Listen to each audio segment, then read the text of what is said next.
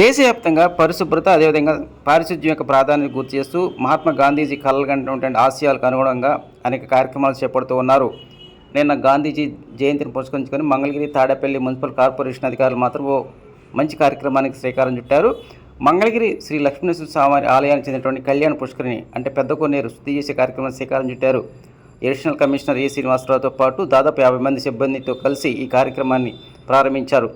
భవిష్యత్తులో కూడా ఈ కోనేరు శుద్ధి కార్యక్రమాన్ని శ్రీకారం చుడతామని ఆయన ఈ సందర్భంగా అన్నారు. కార్పొరేషన్ అధికారులు గాంధీజీ జయంతి రోజున ఇలాంటి మంచి కార్యక్రమాన్ని శ్రీకారం చుట్టడం వల్ల మంగళగిరి ప్రాంత ప్రజానీకం మాత్రం హర్షం వ్యక్తం చేస్తూ ఉన్నారు.